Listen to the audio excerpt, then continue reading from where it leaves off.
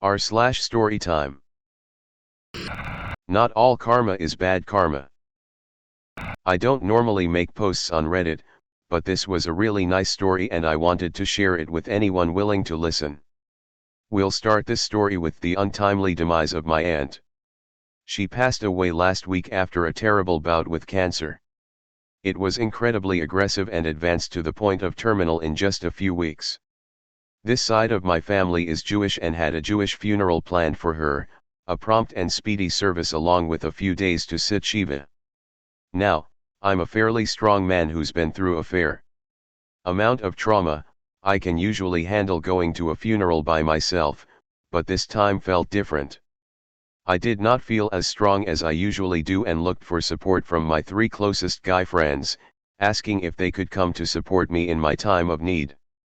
All 3 of them gave me BS excuses.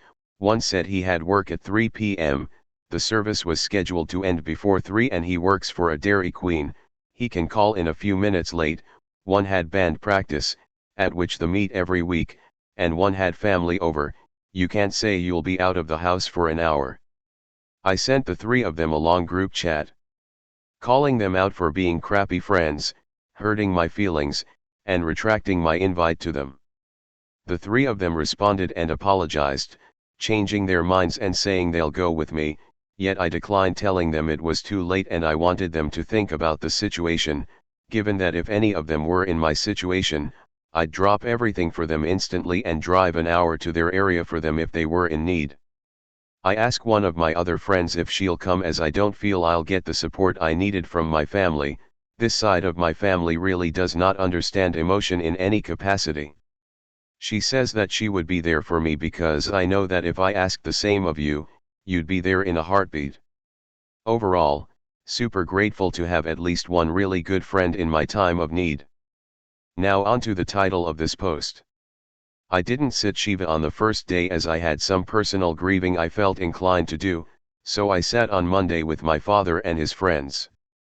On Monday morning, still dressed in the suit I wore the day before, I head to the bagel shop in town, of the friend's house I was staying at for the night, and the bagel lady is super happy to see me as I've been going there for almost 20 years now.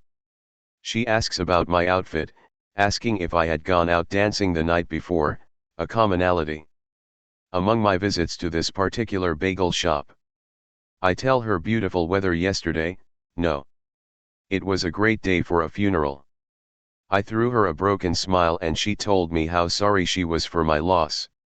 She asked how my creative projects have been coming along, as I talk about them almost every time I go to the store, and I tell her that I have a bunch of scripts in the works and everything is coming along great, I just need to start filming. Here's where the karma hits.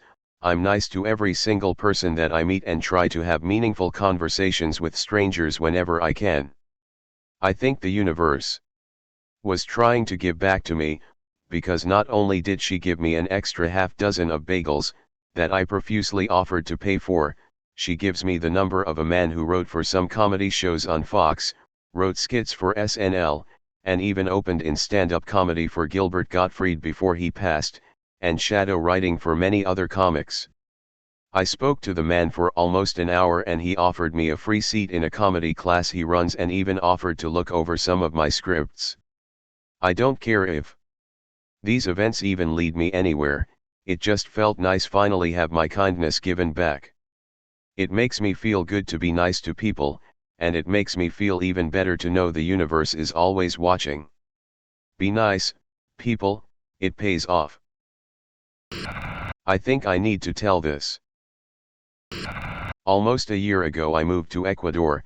My aunt has lived here for a while, so she left my mom and me to stay with her. She lives with her boyfriend, but we didn't see problems with that because he didn't look like a bad person. Everything was fine, but after a while my mom and boyfriend noticed that my aunt's boyfriend was looking at me too much and in a slightly strange way. I felt someone was looking at me at times, but I thought I was being paranoid. It should be noted that my aunt's daughter and her boyfriend's daughter also lived with us, but she went to live with her mother in Chile. She was a bit problematic, so we thought it would be better, but I think it wasn't like that at the end of the day. After her boyfriend's daughter left, he started to be kinder, At first I thought it was because I was physically similar to his daughter, but for some reason he looks at me in an unpleasant way that I didn't like at all, so I tried to avoid having any contact with him, so when he is at home I stay in my room. Less than a month ago I found on my paper holder a note that said "I like you." I just thought it was a bad joke, so I just got annoyed as I found it very stupid and nasty, so I just threw that note in the trash. Yesterday I was studying anatomy because I am about to finish my last year of high school and I will have to attend anatomy classes. But when I opened my notebook, that was on the next page I was writing about, it said "I love you." At that time I panicked and showed that note to my cousin, so she was scared because my mom had planned to move to another place, just the two of us, to live more peacefully, so if she was behaving that way with me, who knows if he will with my cousin in the future. My cousin and I told my aunt everything and she was in shock. At night when he arrived from work, my aunt confronted him and he denied everything, but it could not have been anyone else because my mom was asleep after a long night at work. My cousin was playing on her cell phone and I was with my mom. He was the only one who was outside with my notebook. He's supposed to leave and I hope he will leave soon, because if he doesn't, my mom and I will leave, and I don't want my cousin to be left alone with that man at any minute. Right now I feel so bad. This situation is so weird and it feels like a nightmare. I hope you don't have to go through things like this ever. Being seen in a perverted way for so long is so disgusting. Never doubt if you feel something is wrong. Speak in time before bad things happen. A compulsive liar ruined my friendship. The title sounds super dramatic and I love it. Anyways, I'm 20F and my old friendship group ghosted me a few years ago. Think I was around 18 at the time, and I'm not entirely sure why. This is a very long rant / story time, so buckle up. There's a lot to this group, as there's this one dude who was awful and toxic. You'll find out why soon. We all went to the same school together and he was just the worst. Drama would follow him everywhere and he would make everything about himself. Nothing really changed when we left and became Sparkles, young adult Sparkles. He was very attention seeking and would say some outrageous stuff which caught up with him. He lied all the time. He lied about extremely serious stuff like cancer, having Tourette's syndrome, abusive parents. He also had a folder of nudes of random people and would catfish people on Snapchat. He did eventually come forward about this and I never believed him, as anything he said I never believed anyways, because details will change and you could tell when he wasn't being honest. I took everything he said with a grain of salt. We streamed together a lot and after a session he came forward about not actually having Tourette's in the eyebrow. Such a dumb lie, but he legit would fake twitches in his eyebrow since like year 8 up until then. I was pretty mad because obviously that's a fucked up thing to do.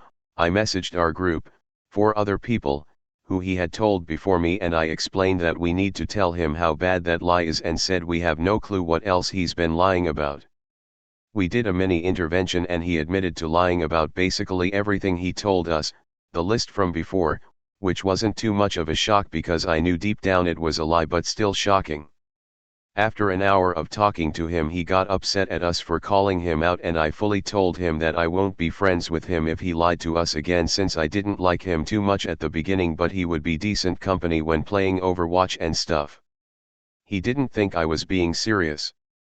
We caught him in another lie which wasn't a bad lie, but still it was a lie, and I muted the chat for a bit. I ignored him and the group chat went dead for a few months. At this point I was full-time working 9-hour night shifts at KFC, so I had a busy week as it is, so I stopped messaging the chat. He then makes a really immature move and makes a bitchy comment and leaves the group. Now at that point I had just finished a stressful 12-hour shift and felt like shit, so I messaged him saying that was immature, why'd he do it, etc., and he blames me for us not talking. Found out after the intervention he made a group chat with 2 of the other friends.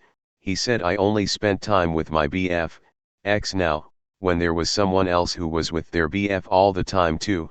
I was being blamed for everything when I was the last person to put effort into the group. I blocked him and my other friends agreed to not speak to him again due to him being toxic as hell. They haven't spoke to me since.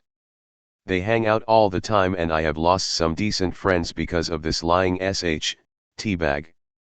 It's been 2 years since this and I'm pretty much over this, but sometimes I get reminded how little my friends cared about me to ditch me for someone they actively told me they didn't like.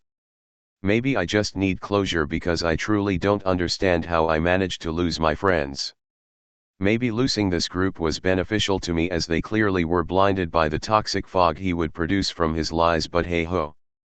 Dramatic again, I know, nail polish. Maybe I did something wrong and I wasn't aware of it, or he lied to make me lose my friends. Maybe my friends weren't as good as I thought they were.